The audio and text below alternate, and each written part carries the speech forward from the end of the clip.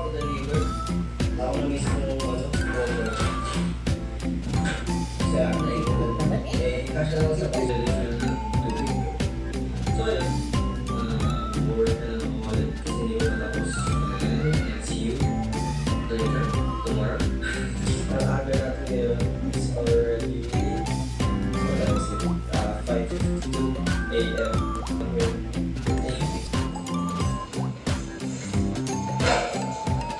You do not touching anything.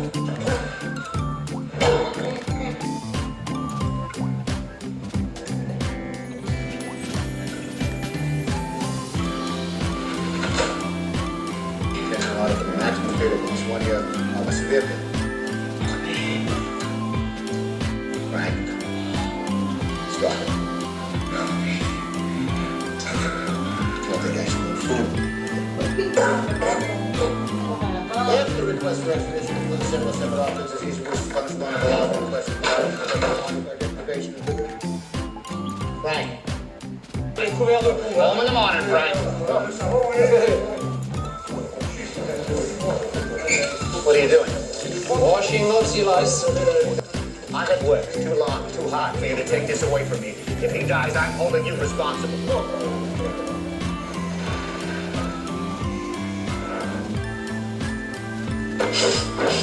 Sir!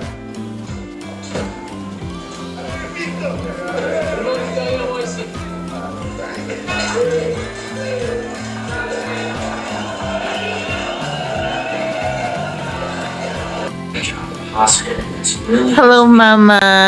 Welcome back home. Ano yung ipapakita mo sa akin? Saan mo binili yan?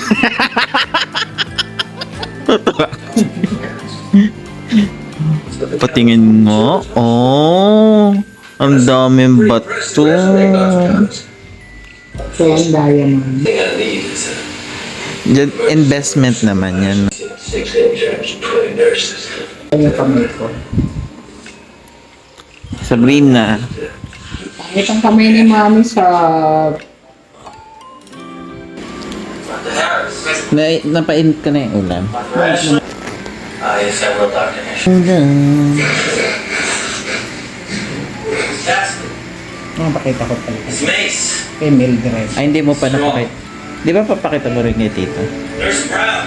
Kita mo? Hindi niya ba alam? Pag-uwi na yun. Mama, ano ang iyong ano? Tagdan? Sabrina, huwag mong kakainin. That's dirty, ha? Yan, interviewin natin si Mama. Ito. Sasabi mo pa ako dyan. Para may matutunan sila about investment. Invest ka ng property and gold.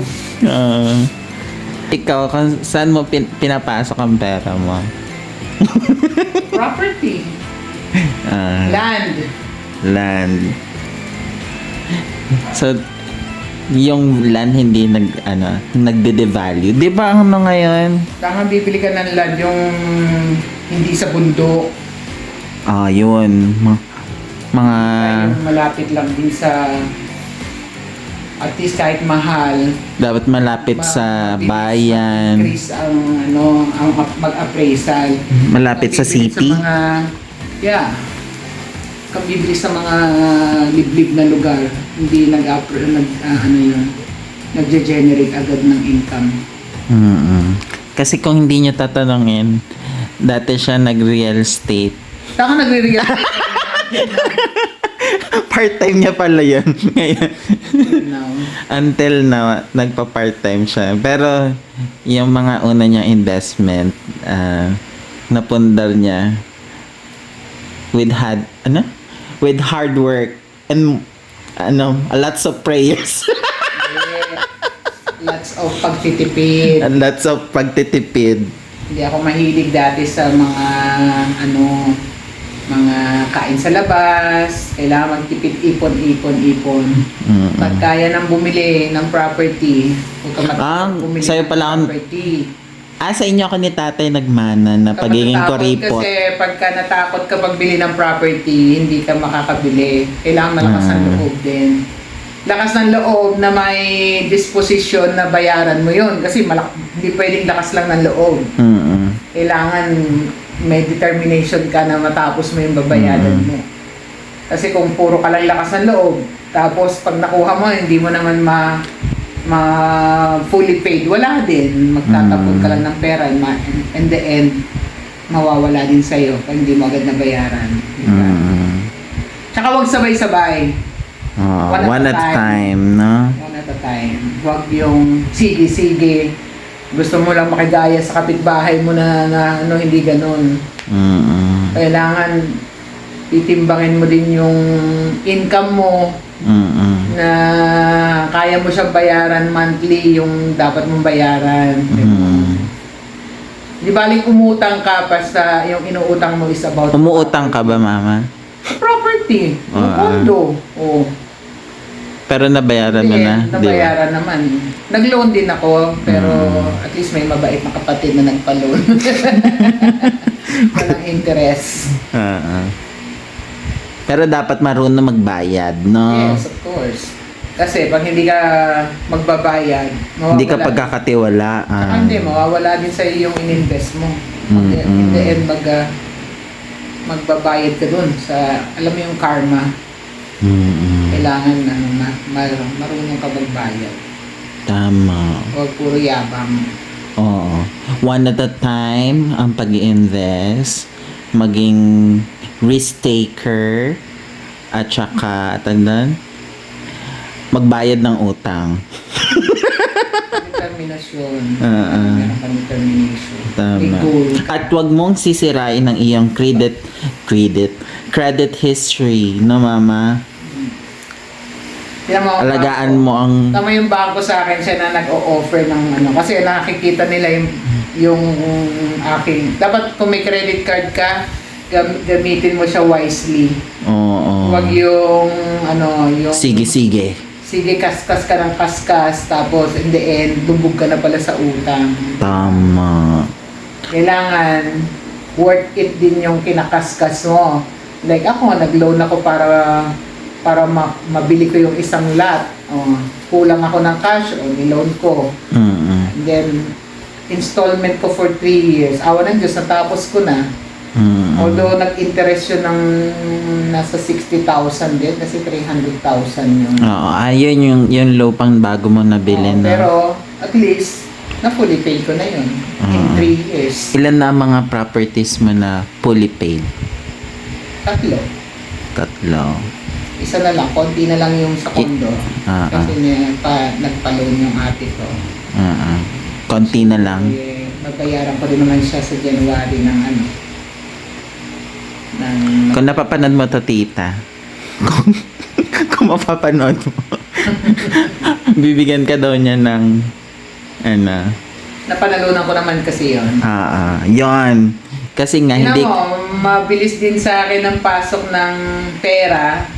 Kasi... Hindi mo in-expect. Kasi wala kang inaapakan tao. Tama. Huwag kang mga apak at huwag kang... Hindi na baling may mga tao nang utang sa akin na hindi nagbayad. Sila naman magdadala nun. Tama. Pero yung mga nagbabayad naman, blessing din sa kanilang papasok. Ganun din naman sa akin. Naghirap ka ba, mama? Ang dali lang.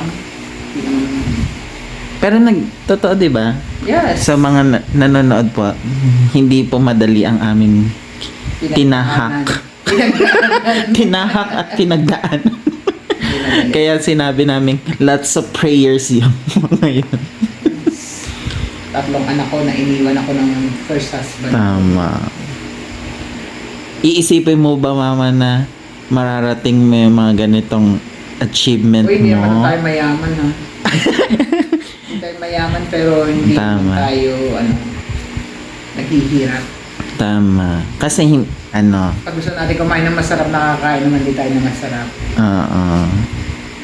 At saka, wag mong iaalis ang iyong paa sa lupa, no, mama? Tama man, manananggal eh. Ay, di ba? Pero yun yan. Pero kasi si tatay, iba eh. Naku, mamaya may Tahimik na yung lolo mo. Sorry po, tatay. Meron namin tinuro si tatay na hanggang ngayon. Oo nga. Nadala ko sa buhay ko. Tama. Mas ano pa rin. Mas lamang ang Ano na sinabi ni tatay, huwag ka man loloko. tama. Gumawa ka at magtrabaho ka ng tapat, no ma? Huwag ka man loloko ng tao. Number 1. So, yun lang ang aming mai-share sa mga gustong mag-invest. Sige na. Kakain na. At ako'y tumataba. Parang ayoko mag-rice ngayon. Di tinapay lang. Hindi, may Ba't nakaano pa Mag-uulam lang ako. video mo? nanonood pa ako. I mean, ba't na hindi pa napindot mo na ba yan? Live vlog to. Inano ko lang, sinegway ka lang. Tama. Sige, kakain na muna kami. Babungo nga. Hello guys! Good morning and good day. Samahan niyo kami ngayon. Bibili ako ng mangga at magpapagupit. Hello to mama. Say hi, mama. Yan. Magpapagupit ako kasi mahaba ng buhok ko. At saka bibili ng manggang. Anong tag doon? Anong tag? Yung sinishake na? Malaki ba yun? Yung mangga na yun? Karabaw. May karabaw ba na mangga na ganun? O yung regular lang na mangga yun? Green yung ano? Sinishake. Green. Ay, yung regular na green. Kasi nakatikim ako ng mangga sa Kuroda. Ay, mango shake sa Kuroda yung green mango. Ang sarap-sarap niya. Oo, sa Kuroda. Kaya, yan. Nagkikrave ako ng manggang green na shake. So, yan lang ang itinerary natin today. Samahan niya na lang kami. Guys, salita ako ng salita. Sa iba pala nakatapat yung camera. Oh my gosh. Pero at least mukhang hindi maganda yung una kong video. Nga, bumili ako ng grapes. Diba, umalis ako. Nagpaalam ako at magpapagupit ako. Ayan, nagpagupit ako at saka bumili ako ng grapes instead green mango. Gagawin ko siyang juice. Dahil nagda-diet nga tayo. Kailangan kong mag-diet para sa mga plano natin next year. Para pag nag-start na tayo sa mga plans natin next year ay well prepared ang ating katawan. At saka ano na tayo? Ready. Hinihintay ko lang yung 6 p.m. because may panata ako na ginagawa every every 6 p.m. So ginagawa ko siya because I'm having some plans for next year na sinimulan ko na nga. Kaya nga din ako nag-resign from my work. So, hindi ko pa pwede siyang i-disclose kasi marami pang dapat tapusin. Pero yan, sinisimulan na natin siya. Kaya, nag-resign ako, nag-tender ako ng resignation ko November 28 nung may ipon na ako. Yun, tip also na kapag you need transition from to your career, kailangan nyo rin talaga na may ipon kayo para hindi kayo may stress, hindi kayo mabibigla na wala kayong gagastusin. Of course, yung priority natin na ma-fulfill din natin yung mga bills natin, like me, meron din akong mga bills na kailangan ko din bayaran every month. So, yun, sa tingin ko, enough na siya for the next 2.5 months. Yung cash na yun. Kaya nag-tender na ako ng resignation ko. I'm very grateful pala din sa company na napagtrabahuhan ko for the next, I think, 6 years and 8 months ako nagtagal from that company. Dahil mababait yung mga tao, mababait yung mga katrabaho ko, and then yun. Pero of course, as an individual, may mga plano din tayo na not just for ourselves, pero para din sa family natin. So, kaya nga din nag-tender ako ng resignation ko is noong November 28. Pinag-isipan ko na siya na matagal na. And then, nung iniisip ko din na 33 years old na ako, so dapat i-plan ko na yung sarili ko. Dapat magkaroon ako ng very stable career for my family na yun, and then para din matupad ko yung mga pangarap ko din. So yun, kaya ako nag-resign from to my work.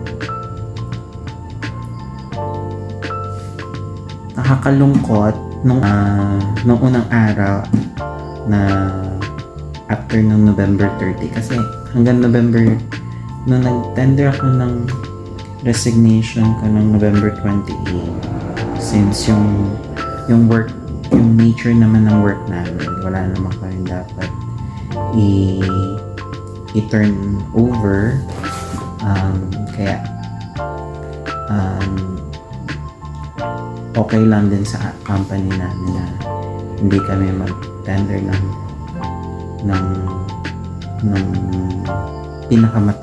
pinakamatagal na. Finding other opportunity, dapat kasi din sa career ng isang tao, hindi ka lang din stick to one. So sa tingin ko, marami na ako natutunan from my previous work. I need to, at saka hindi ko na siya medyo kokonti na lang din yung opportunity inside. Then yun, kaya nag-decide na rin ako mag-resign. Yun. And then sa mga nag-iisip na mag-resign from to their work, hindi din siya madaling process. Marami ka din dapat i-consider. Although yung sabi nga ng iba is dapat meron kang emergency fund at least the next 3 to 6 months. Pero I think 3 months din naman yung worth ng emergency funds na yun. Dahil may makukuha pa rin naman ako sa company kasi meron kami retirement plan pag after more than 5 years pwede ka na makakuha nun. Hindi na maganda sa company namin. Kaya very grateful ako sa kanila na aside from sa naipon ko, may makukuha pa din ako. Yeah. So, hintayin lang natin ang time for my prayer, daily prayer. After that, magwa-walk tayo. Try natin mag-walking ng 10,000 step para pumayat tayo. So, na. Sa plans natin next year, hindi pa pwedeng mataba ka. Kailangan din mag-adjust. Na-adjust ko yung lahat ng diet. Yung diet ko, yung yung mga movements ko.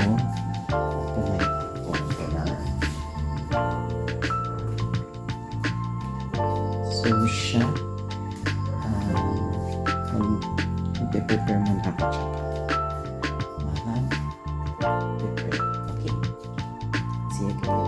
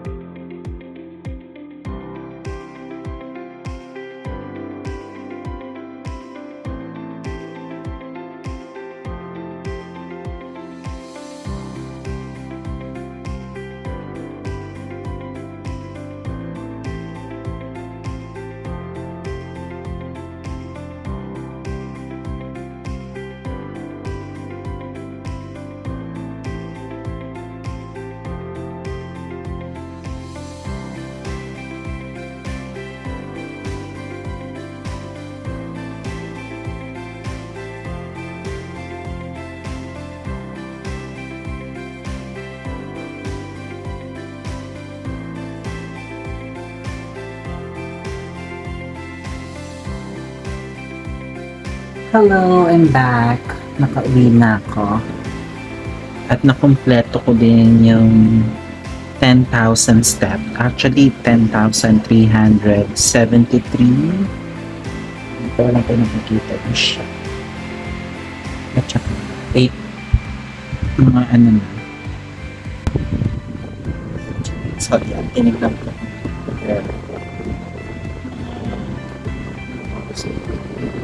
8:17 p.m. At saka nakapagbawas ako ng 448 calories.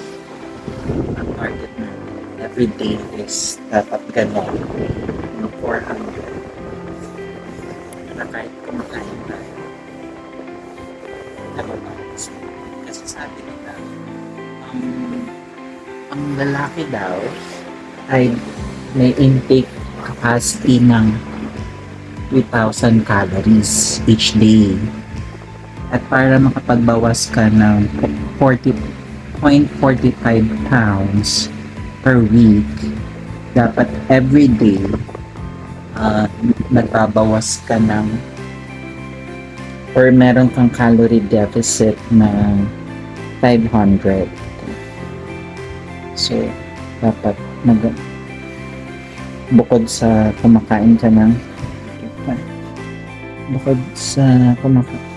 kumakain ka ng less every day, dapat din sinasabihan mo siya ng exercise. Papahinga lang natin at maliligo. So, kung pa ako yan, actually Ibinili din akong pagkain. Pero iniisip ko hindi ko siya kakain. Kasi nakokonsensya ako. Naglakad ako ng malayo. Tapos kakain na ako ng marami. Diba? Puro mga bukas ko di siya kakain. Almusal. Hindi naman agad masisira. Yung parang mga clubhouse na sandwich dun sa 7-Eleven. Bumili ako kasi favorite ko. So, yan. Ano na ako? Maliligo ako.